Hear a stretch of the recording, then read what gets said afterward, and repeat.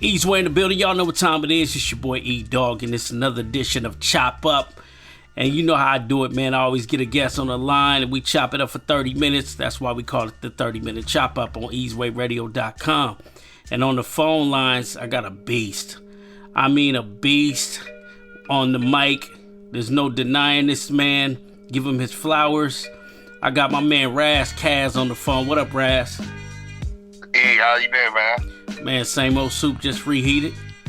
Yes, sir. Yes, sir. Man, I'm sitting here and, you know, it's crazy because even with people that I've came in contact with and did some work with or whatever, I never really look at people's bios and Wikipedias and stuff like that.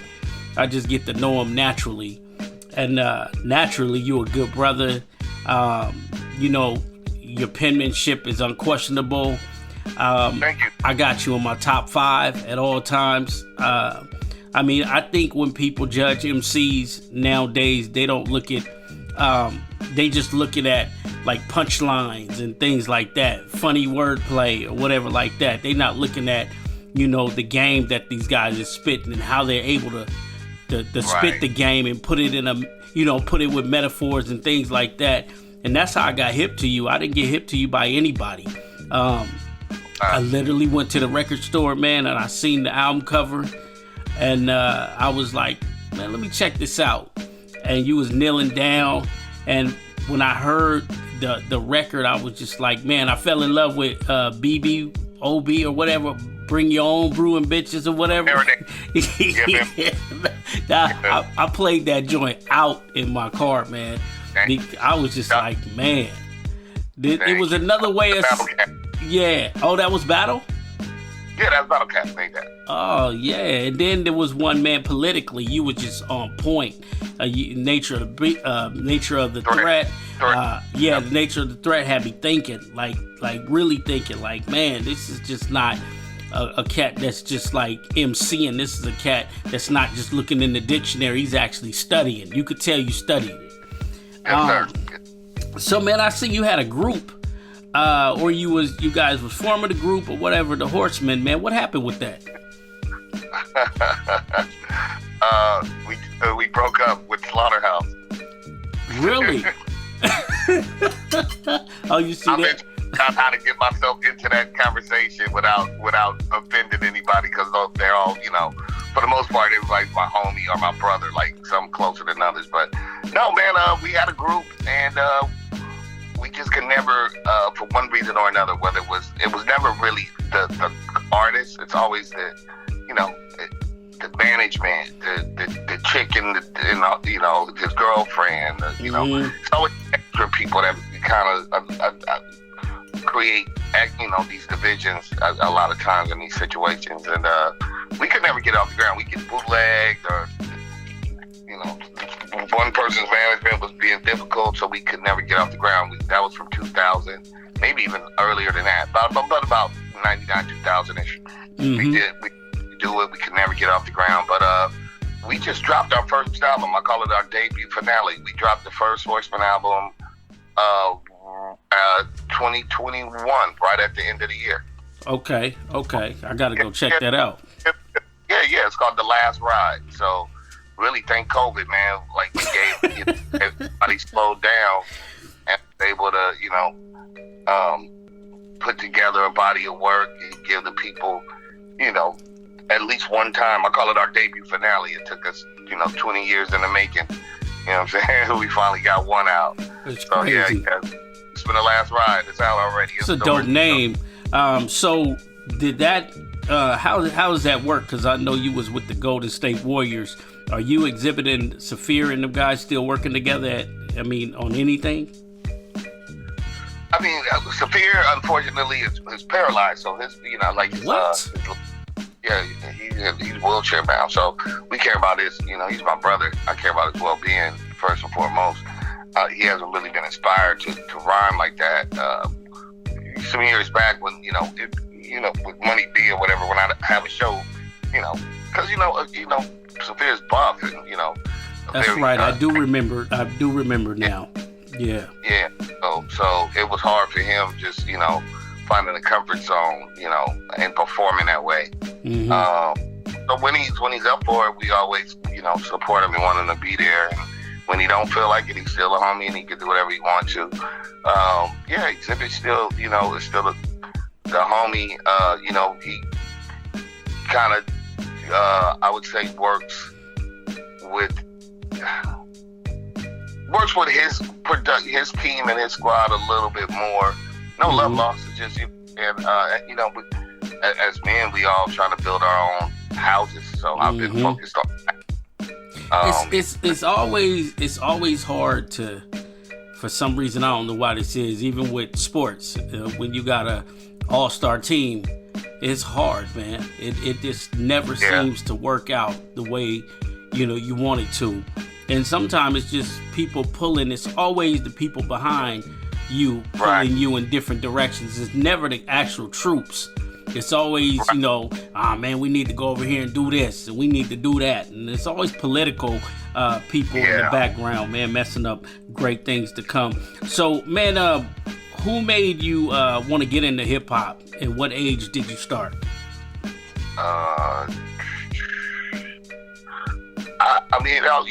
Hip-hop existed my whole life. I didn't pay much attention. It was really, for me, it was more background noise. Yeah. I was more interested in what the homies were doing, to be perfectly honest, because I didn't have no older brothers. So I was out looking at the homies like, oh, that's cool. Whatever it was. Whether it was acrobatics, gangbanging, skating, scrapping, throwing dirt rocks, honestly, all those things I had interest in, because one or more of my older friends was good at it and did it, and I was like, hey, that's cool.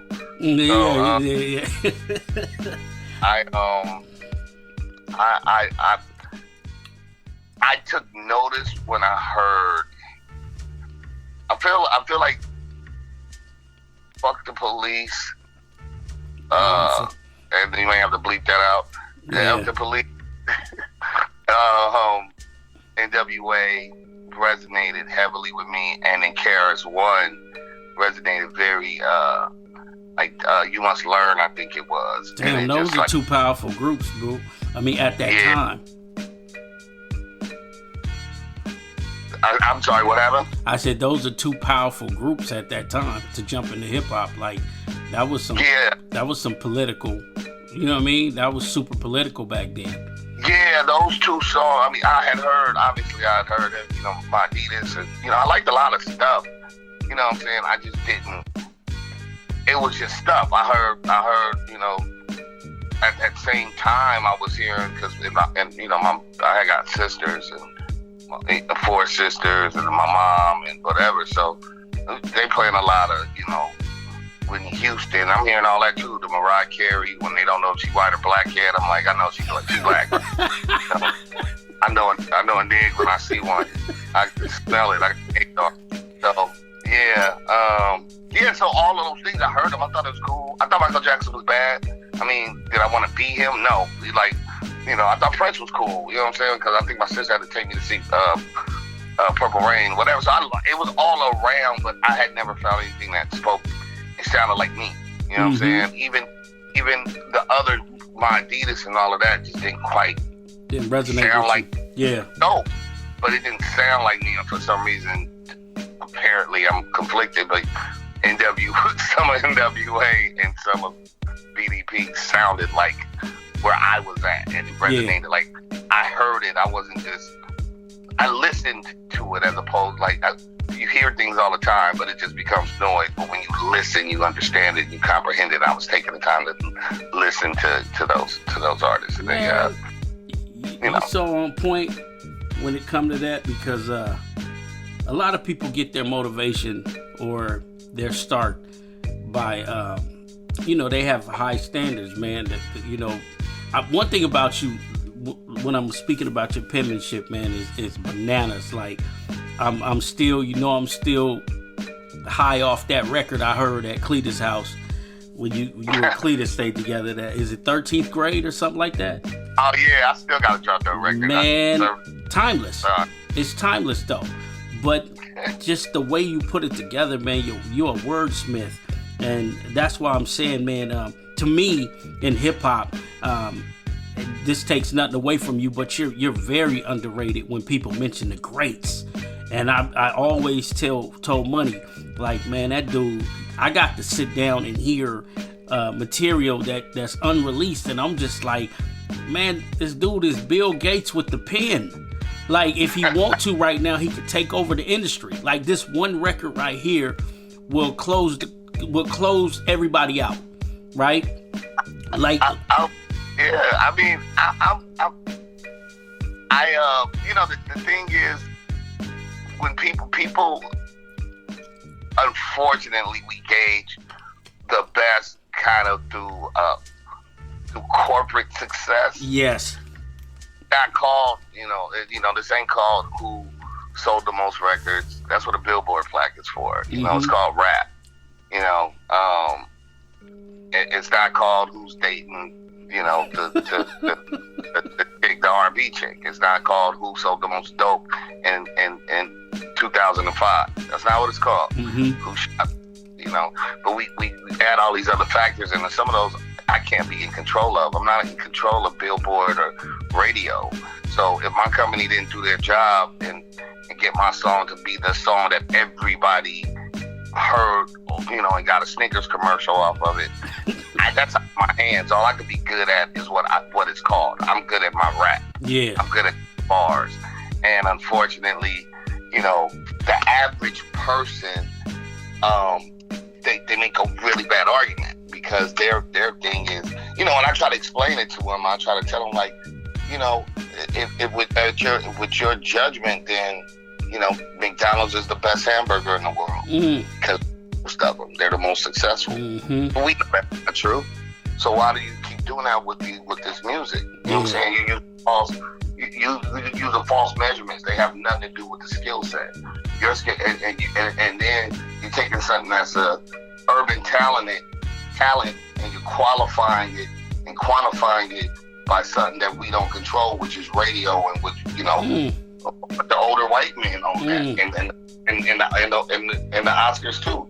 I mean, you know, Denzel wasn't dope. All the movies he did, just because he hadn't won an Oscar before, he gonna won an Oscar being a bad guy. That's crazy. That's crazy. That make a lot of sense. And even though we have the underground and we have those MCs, and it kill me when people say MCs don't sell records, because that's a lie. Because you're programmed. You're programmed hearing, like you said, the stardom of the industry they built to make money. So like if you go back and you listen to the old hip hop records that got us in the game and got us on the radio, them records wasn't hooky. Them records some people didn't even have hooks at all. Yeah, exactly. So Run DMC, perfect example. I'm gonna be honest with you. I think Run DMC really got commercialized when they crossed over with Walk This Way and those type of records like that. It was like everybody knows once the pigmentation changed, then you off to the rocket, right? But there's still that groundwork, the person that put the jet together, how you put the jet together. Like, no one really cares about, like for instance, battle rap today. I'm not hating it at all. But if you come from the school of hard knocks, you know that you cannot think. You cannot rap and think when you battle. You have to be fluent. When you stopped, when you battled in our days and you stopped, you got the you messed up. But when I first seen the battle with Party Artie and all them guys, and I was like, damn, this is dope what they saying. But they're thinking, like, they got time to go, okay, we didn't have that. We had real battles, and it came off the top of the dome for real. So you didn't get 3 weeks. I always tell people I love, things have to evolve. what we always hope is that they evolve and not devolve and go backwards. So, man, evolved and other things evolved. Like battle rap is more performance based, and it's still dope. Like, I love it. It's just a different sport than being in a cypher and you battling dudes in the street. You know what I'm saying? And you going off the top. You might have a ring, but you got to be in real time. It was just a different, you know, like polo and water polo. They're related. They're both called polo, but they're different sports. Football here and football in Australia is different. You know what I mean? They're different. So I recognize the talent in the sport. It's just a different sport than I ever did. But I enjoy it and I respect what they bring to the table. Just like styling. When I say styling, I mean like what people call like double timing. So, you know, what kind of unfortunately, again, you know, popular America give credit for, like, oh, he's the best, he did this, you know, he rapped really fast.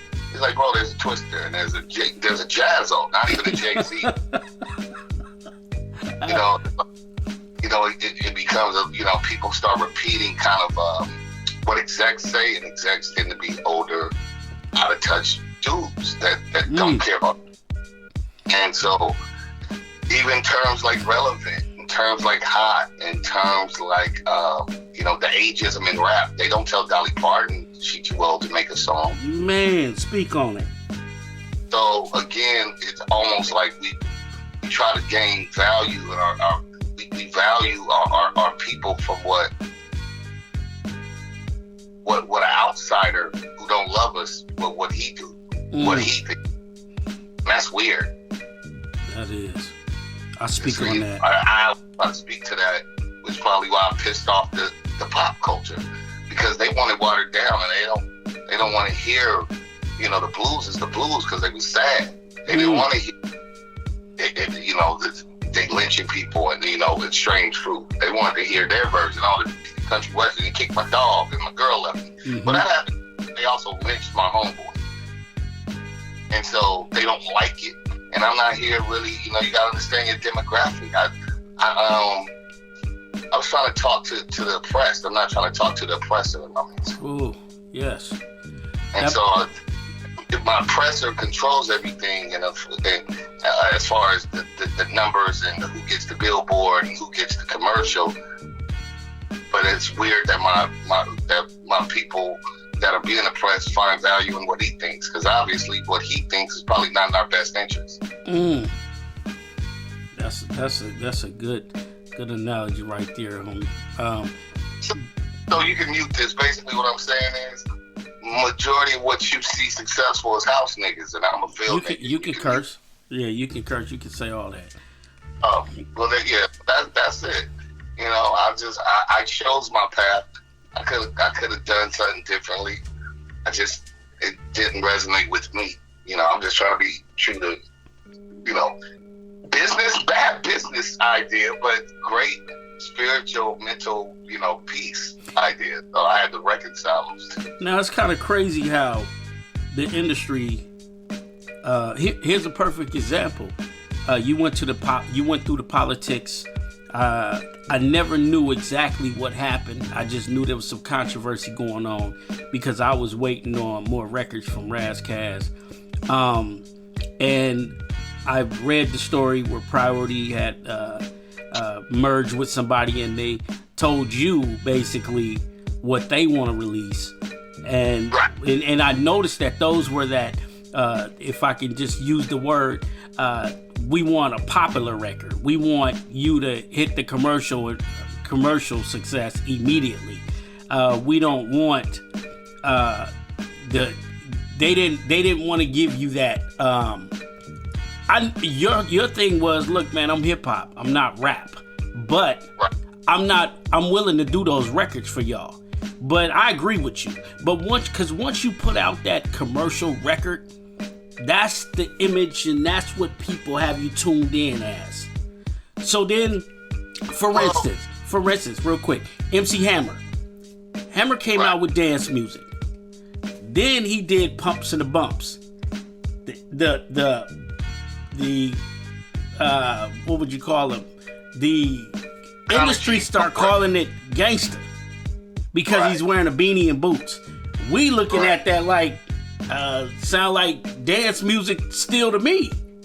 Right. The man is dancing on the video. Right. And I just seen like I'm not gonna lie, even though it was Dr. Dre that you did the record with, classic. But I know what they was looking for, right? I was like, man, a true fan of Ras Kass want to hear something that you guys won't do. We know Dr. Dre's hot. He's the hottest producer. He's doing that, but this is Ras Kass. You got one of the best bar spitters, and Dre's not the bar spitter, but he's good. He can ride a beat.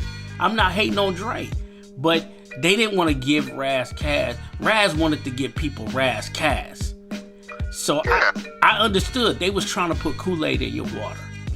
Yeah, I mean, the other part about it is there's a marketing strategy, and we had a marketing strategy, including Dr. Dre. He and I sat, he heard my album, There Can Be Your Singles. I can make a pop record. I make any kind of record I want, and I do because I have fun. And I like to, I'm in clubs. I was to do, having bottles probably before 90% of the people, even in my age bracket, was doing bottles. Like LL Cool J was a bottle dude, and then I got, I was in New York, and then I'm in Beverly Hills when a lot of my peers and older homies ain't in Beverly Hills. You know what I'm saying? I was a socialite kind of. I'm a Prada dude. And I'm wearing Gucci sweaters, real ones, like with no on them. Like I'm wearing $500-$600 sweaters when LA is out here on khaki suits still. I'm like, I'm not on that. I never was on that. Like I'm fly. And so I had a plan of how to market me. Dre understood my plan, and there was a way to do that. So, we had other records. We had, the title song was called Ras Assassination. It would go on. So we had a plan. We had the record. We had Waterproof, produced by Jaz-O. Jaz-O is Jay-Z again, big brother. Where Jay-Z got his name from. Jay-Z, Jaz-O. So, we had the hip-hop records to move into the commercial record.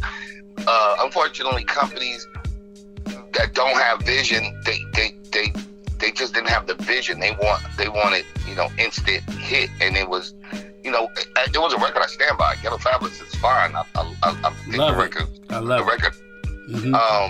Russell Simmons out his mouth directly told me, 5 months after that record, he said, wow, could have got you at least gold off of that. You should have been platinum.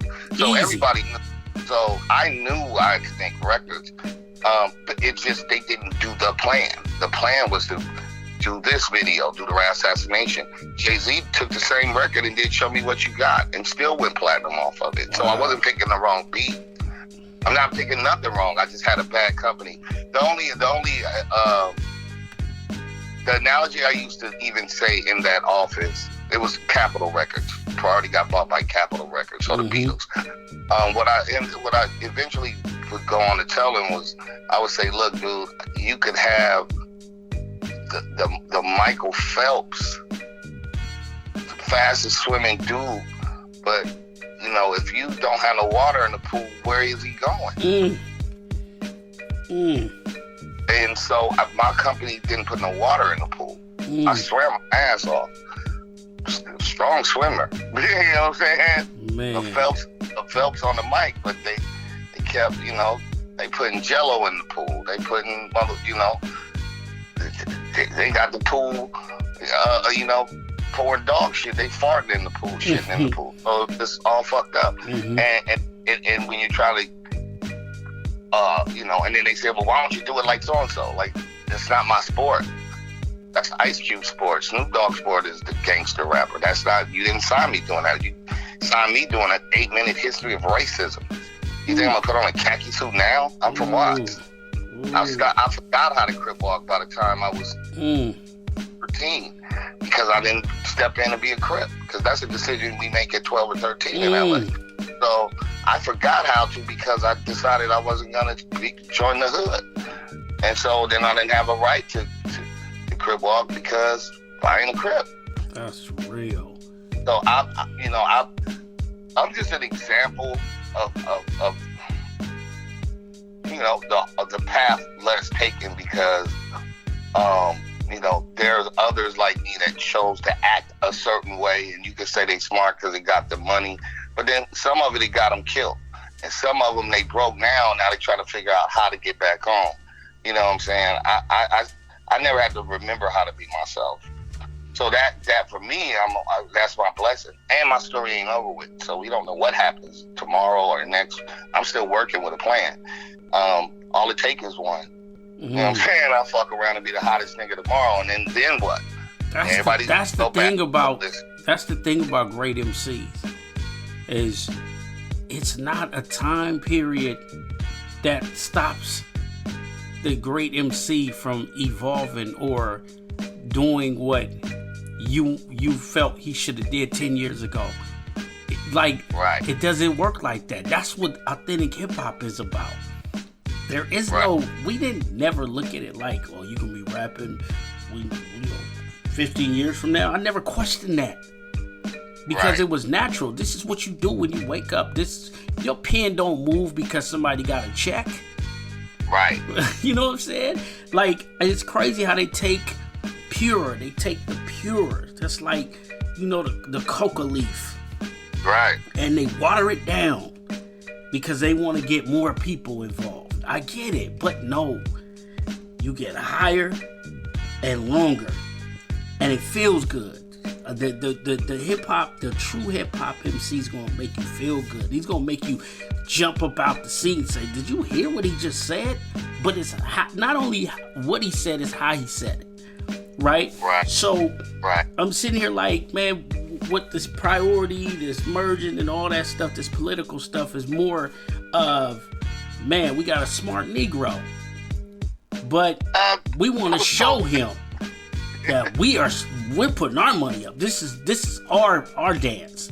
We just want him to dress up and show up to the dance looking nice. We don't want the Tim boots. We don't want you to wear your beanie like that, Ras. We want you to look like whoever's hot right now. Get out there, tap dance. It's like I signed Farrakhan to CBS, and then I tell him, here's what we want you to talk about. Right. Exactly. And it makes no sense, but that's called control, and that's, there was only a certain degree of control I was willing to relinquish. I did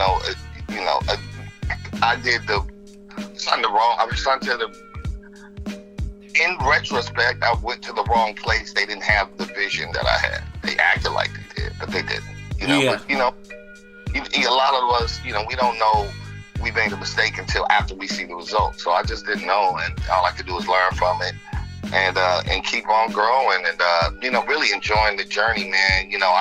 I think about, again, I watch people get it and lose it. I watch people sell their soul in how many different ways. It's just putting on that khaki suit when you was a buster. Not a buster. When you just a regular dude, now you try to be something you ain't, and people on your helmet about that. Now you fearing for your life. I think about the people that lost their life.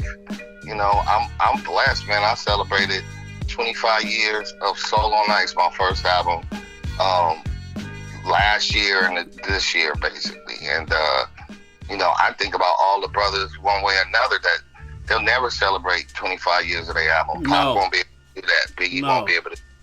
DMX won't be able to do that. Big L won't be able to do that. Pop Smoke won't be able to celebrate 5 years of his first album.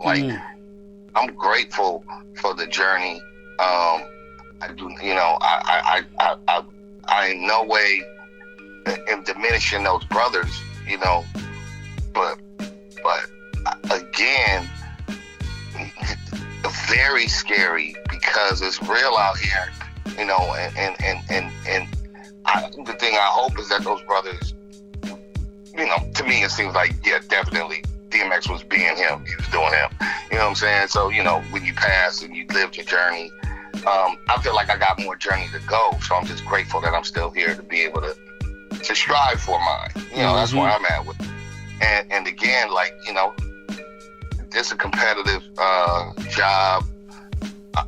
If you go in the boxing contest to be in second place, you an idiot. I'm not. I'm out here still trying to, you know, win the championship title, and I'm gonna die striving for it. You know what I'm saying? Hopefully, and hopefully I get it. Yeah. Let me get the top one time. You know what I'm saying? And one of the nicest things that I have going for me is that some people are famous and then fame diminishes, but I'm respected. I'm really good at what I do. So even behind the closed door, your favorite rappers know my name. They're going to speak to me and they're going to say, that nigga's one of the greatest. Now, every groupie chick, and even worse than that, these groupie dudes, you may not know me, but one day you will, and you're going to feel stupid. It's crazy how some of these little white kids are studying hip-hop more than our own culture sometimes. Like, they be studying. They be telling me about MCing. But you remember going on the road, and I know you can confirm this, and going to those college dorms, and you walk in that college and commercialized music, hip-hop doesn't exist. Like, these little white kids are sitting around with their legs folded listening to like bars like DMCs, and they telling you the history, and then the crazy thing is they'll pull out a song and say, did you know that he did a song with so and so? You like, nah. And then they'll play you something and you go, man, how'd you get this? And that's that's the beauty of the culture. You know, there's a pro and a con to that. The pro is that somebody's listening. I can tell you now, hip hop is alive in Europe. It's not alive in America and it's sad because we let the slave master tell us what's important, and then black people turn their back on the same shit that just should change our lives. It's the biggest selling music, and then they pick this is relevant. So just this new sound, it just sounding like this is cool. Nothing else matters. You know, we did this before. We did this with jazz, and that's why all the jazz artists went to France. We did this with rock and roll, and next thing you know, then Ozzy Osbourne was biting heads off of bats all over the Coliseums, and then and everybody forgot about Chuck Berry. And then Elvis is the king of. You understand what I'm saying? We niggas need to get it together because we have a pattern of creating, getting pimped out of it, and then turning our back on our own people that's out here trying to make a difference and trying to make the real shit. Like, it's a really disappointing thing. Like, like I called this when I first got on. I said, I made that comparison about jazz and rock and roll. We made country western. We made all this shit and never get nothing out of it except for like 2 or 3 niggas. Everybody can't be Jay-Z and Beyonce. Wow. So stop. Then it's like, be like that or you're not good. Like, the fuck is wrong with you, man? Like, our people got some problems. That's a whole different story. We ain't got enough time for that. But it is we turn our back on our creatives. We turn our back on our real leaders. And I don't know what the fuck is wrong with niggas. Niggas got a fucking self-hate problem, and then wonder why the white nigga gonna tell you all. A white rock boy gonna tell you every. So I want to ask the superstar rock niggas. Bro, I was watching. I'm gonna get off of this real quick. I was watching an old MTV clip where like Rod Stewart or somebody like that was like mad at MTV because they wouldn't play no black artists. And he was talking, and he started mentioning, this was like in the 80s. He mad at MTV, like, you won't be playing the black artists. You ain't playing Michael Jackson. You ain't playing Prince. This is before they played them. He's like, I learned my guitar from looking at so-and-so, naming all the blues and jazz guitars. I'm like, the white niggas be knowing their history. The niggas don't know shit. That's some real, man. Sometimes I watch stuff and I go, man, why? Like, who had you jump out the window? I see some of my favorite MCs, and like you said, some of them have turned their back even on the culture. Things that, even now, late in their career, because, the money they were given back then wasn't sufficient like the money today, but we have to believe in ourselves like Picasso. Everybody wasn't stuck over them paintings back then. Not at all. Now they're worth millions. So you have to build that classic car and stand on it. Whatever you spitting about, you got to stand on it. Because this might come back around and people want to know, what was you thinking? Like when I told you the bars you were writing was like, man, I'm like, okay, I'm looking at the industry and I'm thinking Kid and Play, huge. Salt and Pepper, huge. Run DMC, huge.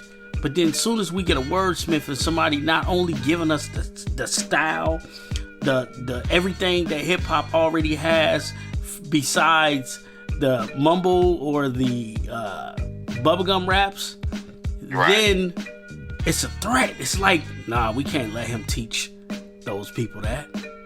We can't blow that up. Are you crazy? Like, I believe contracts were designed for black people. Contracts were designed, it's always, if you notice, the contracts was always like 3 to 5 years and was always options. And I want to know if Prince ever had an option. I want to know if Michael Jackson had options in his contract. I want to know if Ron Stewart, them type of people, had options in their contract. Because to me, you're saying, you're expecting, I need to see what you're doing in 3 years. I don't, so you don't truly believe my craft.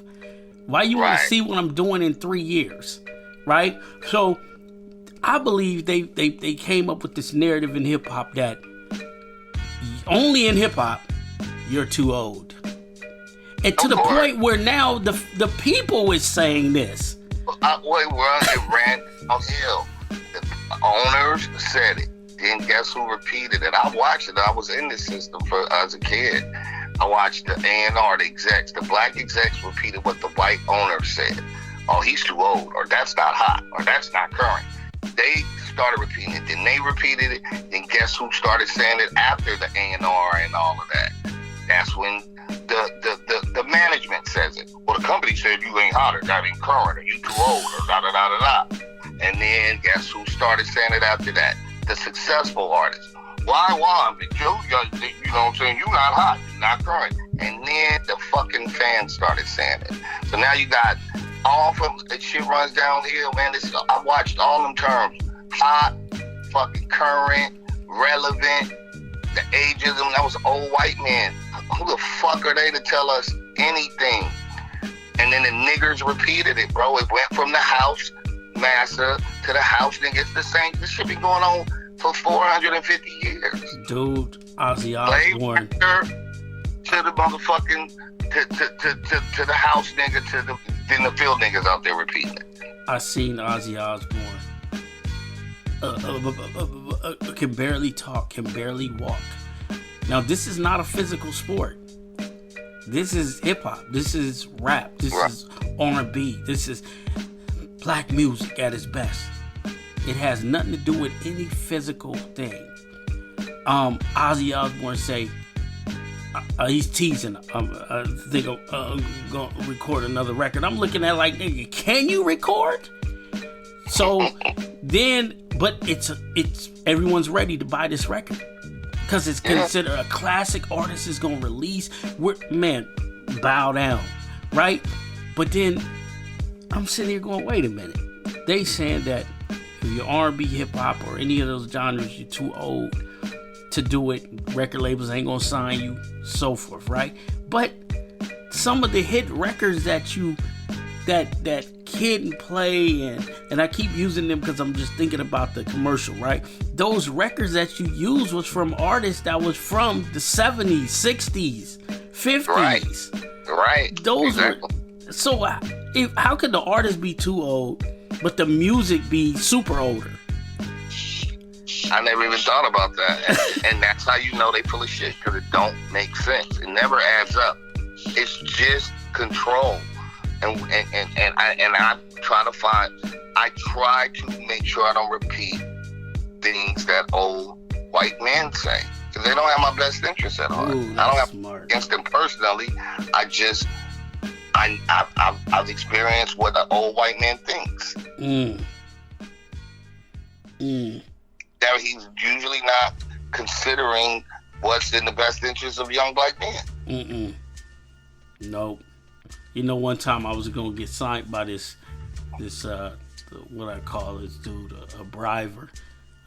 Some white dude called up here and was Seattle and was like, got my demo through my homeboy's brother and was like, I want to sign you.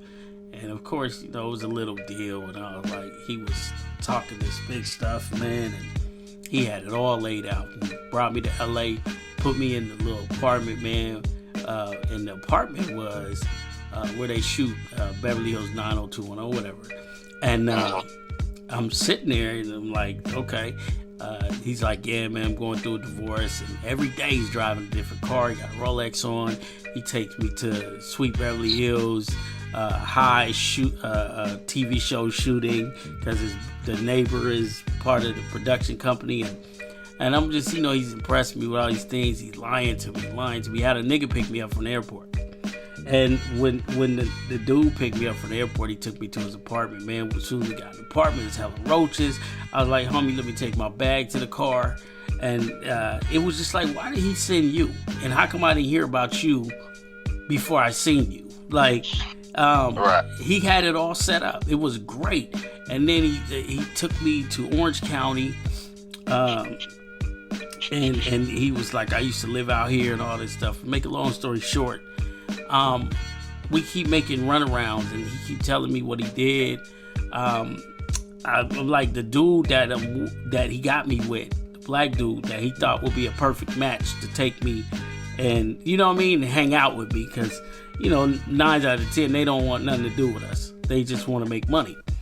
Right. So I go over a producer's house, man. I'm working with this producer, and I run into, so that night I go to the athletic club. That's how long ago it was. And I run into Jinx. And I had a meeting with Jinx when I was on Warner Brothers, when I was with Rick Rubin.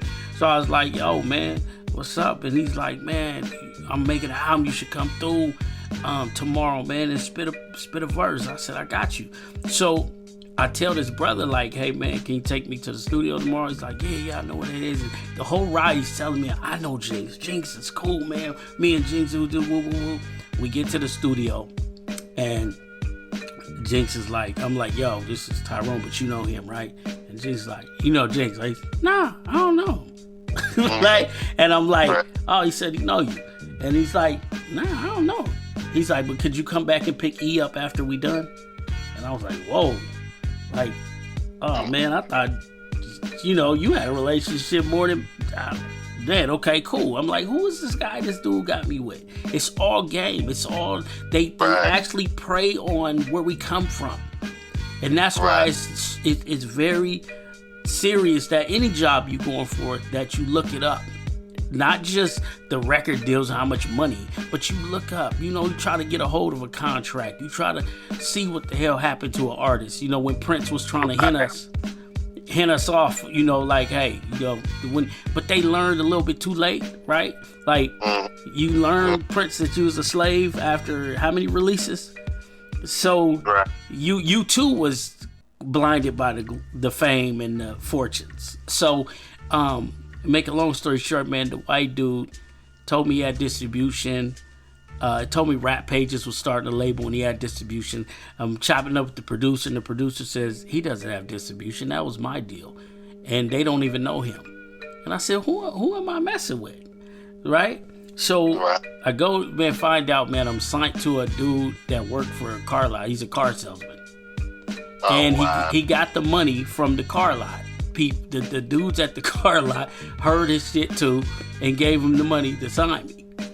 And they said, we'll give you the rest of the money when you get the distribution deal. And I left. I stole my, you know, back then it was DATs. I stole them, and I told he called me. He's like, hey, man, I can't find your DATs. Man, don't play with me, homie. Like, and anyway, the dude ended up telling everybody if I ever make it, he was going to do something and do all this stuff. But it's just like the game is built on, I don't understand. It's only with our people. You know, the game is built on getting into. Yeah, exactly. You know, that's how they made the country. So why would they change a format that's been working?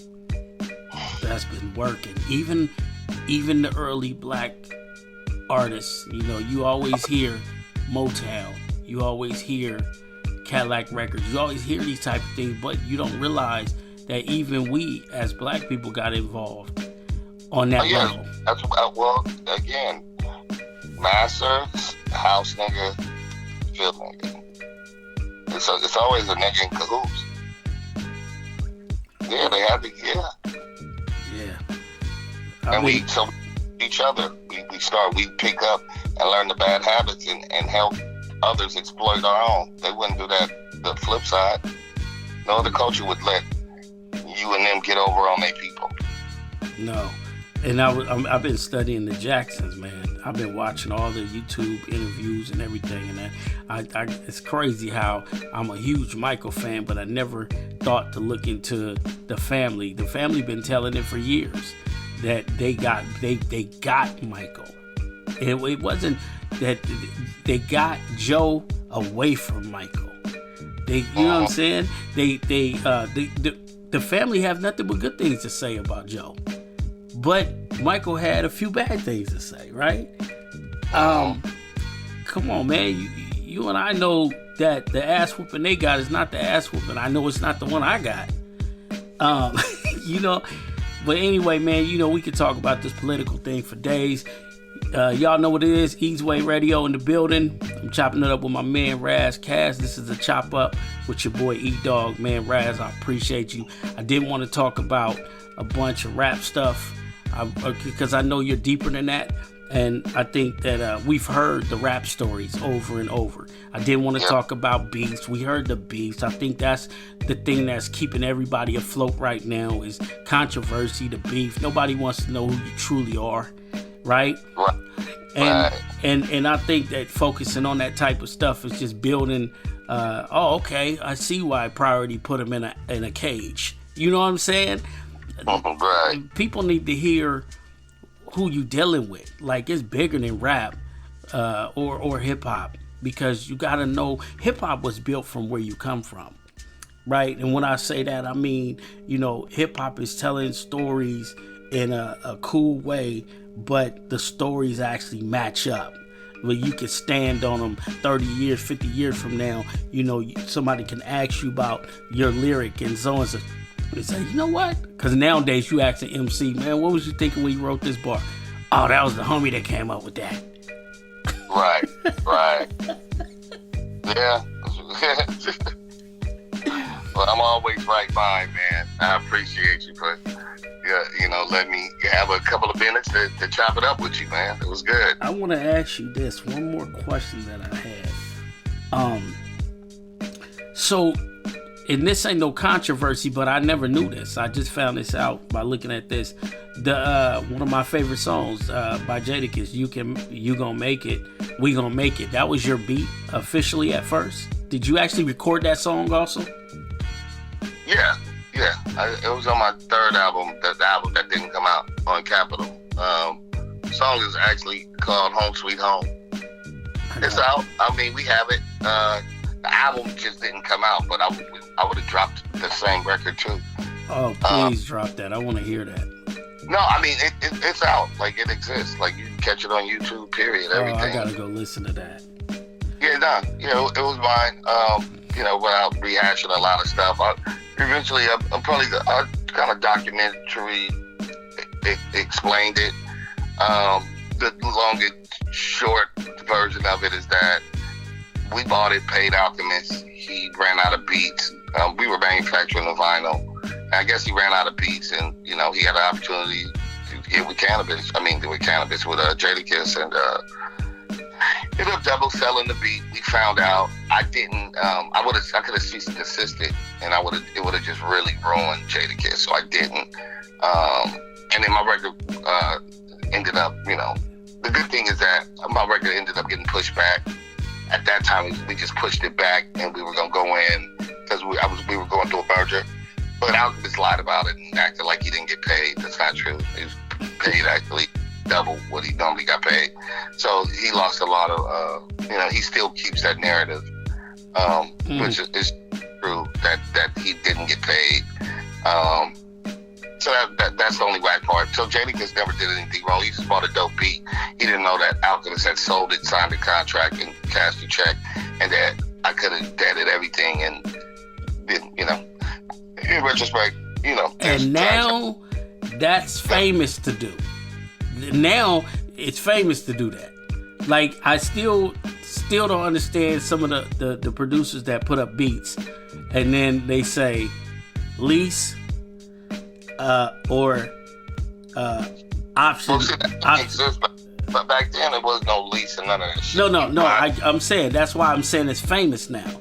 Like, there is. It's funny because I look at the internet and I go to some of these sites and the beat is up, right? Mm-hmm. You can download it for free, but it has the tags in it. You can have it with no tags for this price.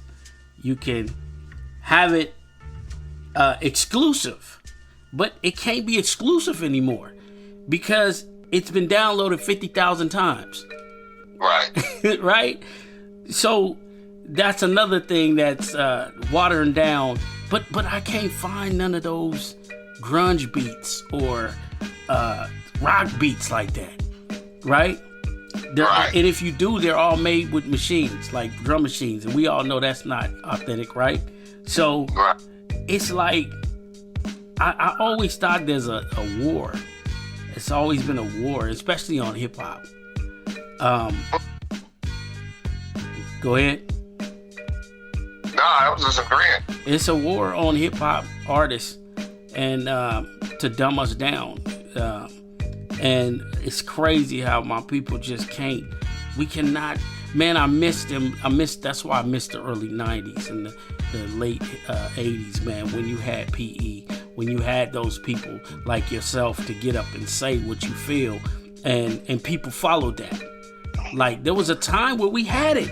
Like, when we was doing the Same Gang and all, even though they want to paint a picture that NWA started this crazy stuff and the gang banging took over. Man, look, that was their marketing strategy, right? Right. Sign another NWA.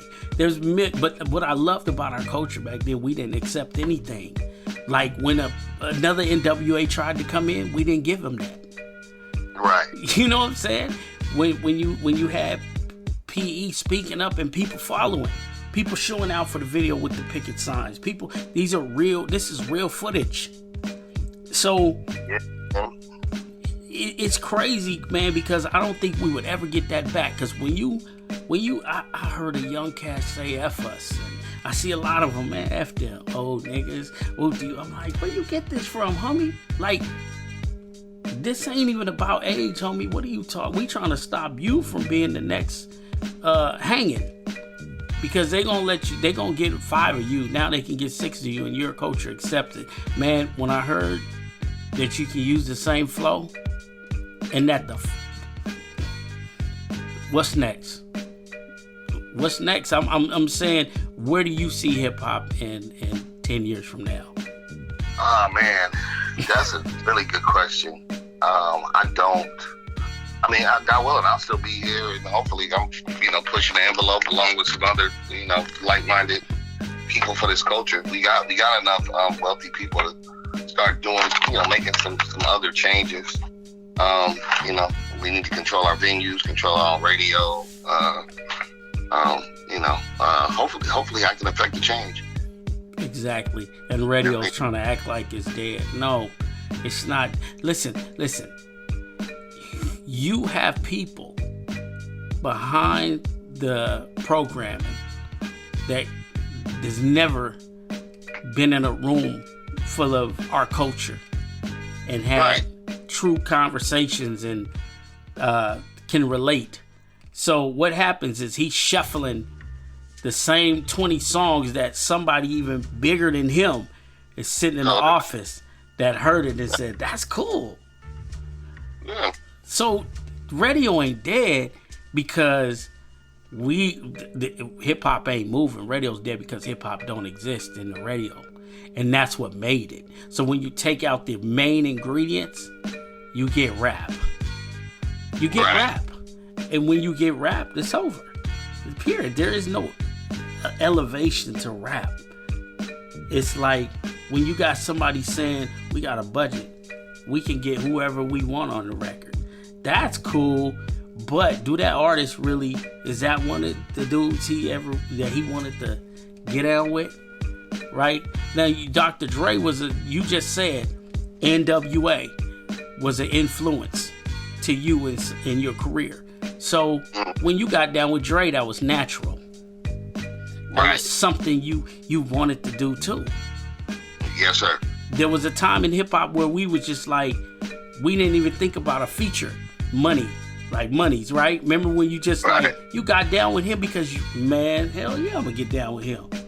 Right. Mm-hmm. That the label, you could save the label so much money. That's what cracked me up, is that feature money came from the labels doing that. We never did that. I remember when I got Mix's first feature, he was like, how does that work?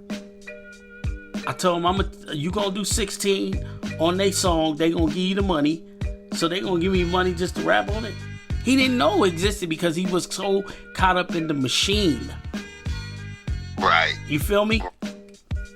He's been worked by that machine so much. Nobody ever thought that you can make money 5 different ways. Right. Nobody tried to. Remember when we was like, the labels will come to you and say, hey, we got an opportunity to put your song in the movie. But if we knew that back then, we would have our manager already on that. Right. Yeah, you're 100% right. But the money is the power in their game. So we have to keep you at a certain level so that you cannot become a multi-millionaire without us. Mm-hmm. Right? You cannot be Ras Kass 20 years down the line owning his own catalog and collecting royalties from the Bodyguard movie, the so-and-so movie. You feel me? Mm-hmm. We can't have that. You gotta wear our tattoo if you want to get those type of things. They made us believe we can never do it without them. And even right now, they're outsmarting us a little bit, because I remember, and this is going over, but I remember when Jay King was telling me a story when the digital world started evolving and Europeans was already on it. Right? They were already downloading and taking whatever songs they want from us over here, right? And Quincy Jones had called him, and he said, man, let me holler at Quincy real quick. And then when he called me back, he said, Quincy's confused. He doesn't understand. And I was like, he's like, the digital world. I've been telling these guys a long time ago this was going to happen. And they didn't understand. So what did they do? Instead of beating them, they joined them. Let's build iTunes. Let's build iTunes stock. Let's build this stuff. Okay, so now your song idles on iTunes. It's sitting there. It's available. Okay, now we come out with an Apple phone and we make an app. And then we put the app on all iPhones, and we get a fee that's in the phone bill. Right. Whether your song get played or not, we getting paid just because we have your song available. Right. Now, why would I give you $1 or $10 for an album that I'm able to play in my car because they took away the CDs? See, you take the CDs away, now they have to use the devices. So they try to cut your arm off. They take the song and park it. You don't get paid for the song being parked, even though they're making money off their whatever that's sitting there. Right. So yeah. Who buys the stocks? The labels. Right. Plus, we don't have to give you an advance. Oh, now we want to see how many followers you got. What? So you want to take my own network and then give me a small percentage of what I've already built? Man, get out of here, man. This is crazy. This is crazy. And I'm sitting here going, artists gotta survive. So that's why I always watch you move. And you're always moving. Always doing songs and being productive. And yes, sir. You already know the money coming from all different angles is what's important. If you create multiple revenue streams, opportunities, and yeah, man, you know, we it's a work in progress. I'm always learning. So many other smart, you know, brothers out here, man. I just be trying to, you know, soak it up and learn from them and apply the things that work my way and encourage other, you know, other people to, you know, strengthen numbers. So just putting it all together. Real quick, I remember being in Seattle when one of my producers, Mike Wingo, was doing a project for a older lady, and she was into like the pop thing. She was just a rich female that wanted to make a record. So her husband built a studio in the house, and they paid Mike Wingo $1,000 every time he came to the house and worked with her for an hour. And he was complaining. He was like, man, I'm tired of going over there, man. I'm like, dude, you're getting $1,000 an hour. He's like, I know, but I'm like, it's something you don't love, huh? He's like, yeah, it's not, man. It's just like, so he said, man, I'm going to take you over there one day. And we get over there, and they have 3 drivers. The babies are being taken care of the maids. The house is huge.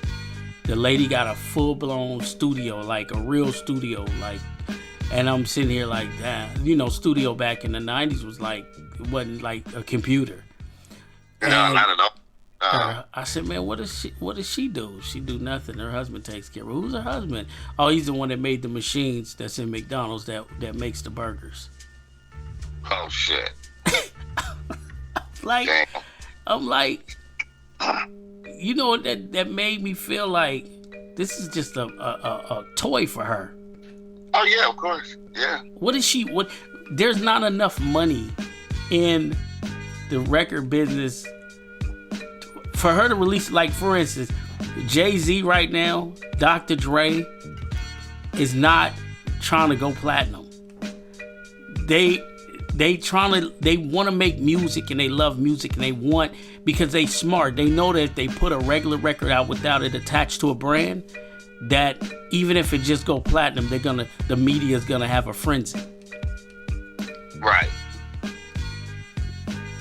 He's Dre. He sold platinum. Oh well. So Dre and them was smart. Let's attach it to a phone. Let's attach it to this. So whatever that phone does or that brand does, that's a success for us. They can't write us down because they waiting to write us down because you can only go so far in hip hop. Plus you got $1 billion. How much do you make off of 1 million records sold if you attach to a record label? Pennies on a dollar. So it don't even make sense for you to do it. Right. But man, I appreciate you, man. Real talk. Thank you, E. This was good, man, and I hope that people picked up a couple of jewels and get inspired and, you know, make your dreams come true, everybody out there. That's real talk. Give me a drop, man. Just say, this your boy Ras Kass, and you listening to Ease Way Radio. No doubt. Real quick, what you got going right now? Tell the people your social media, what you got going, what to look out for. Woo-woo.